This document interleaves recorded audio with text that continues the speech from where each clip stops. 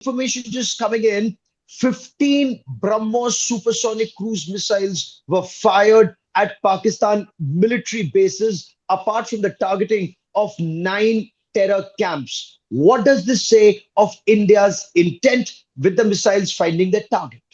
One, it shows an undeniable military superiority that India was able to launch those missiles and hit every target, which is no easy task. There's radars, there's interceptors, there's all kinds of things.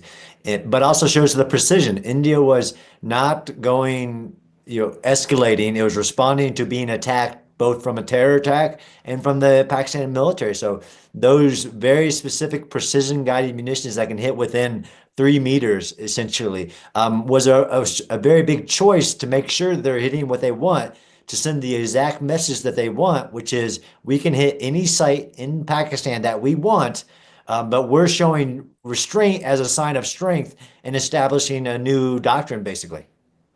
Explain this new doctrine in your appreciation as someone who studies urban warfare very closely, the action on ground and what Prime Minister Narendra Modi said about dealing with Pakistan's state-sponsored terror. Yeah, it's been really amazing to watch in a short amount of time to basically establish a new strategic doctrine, which is no easy task. The first part of it was that any terror attack will be immediately responded to with force.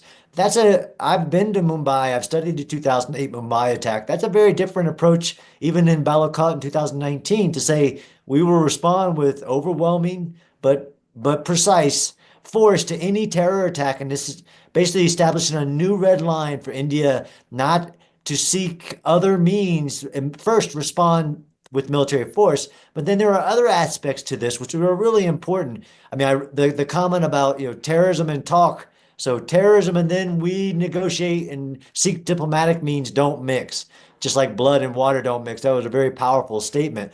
Then the other aspect was the no nuclear blackmail, right? So this state sponsorship of many terrorist organizations, especially Lashkar-e-Taiba, with the Pakistan ISI trained, financed, and deployed into India to do attacks, that nuclear blackmail will no longer be the excuse to why people should say that this should be accepted. India is saying no longer will this reckless, basically, nuclear blackmail be the reason that this is allowed to continue, which I think the entire world should take note of that.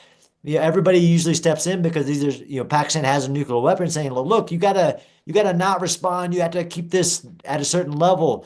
Absolutely, India did do that. It provided immediate responses proportionate to the objective that they were trying to achieve, but no more nuclear blackmail.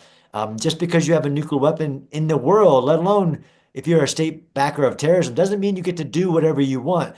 But India also showed, in order to establish this new doctrine, you have to have deterrence. And India Yes. showed and validated their military superiority, both offensively, so being able to hit any site, but also defensively. So Pakistan wasn't able to hit a single site in India, even though they targeted civilian and military sites. They weren't able to. If you like the video, do like, comment, share and subscribe.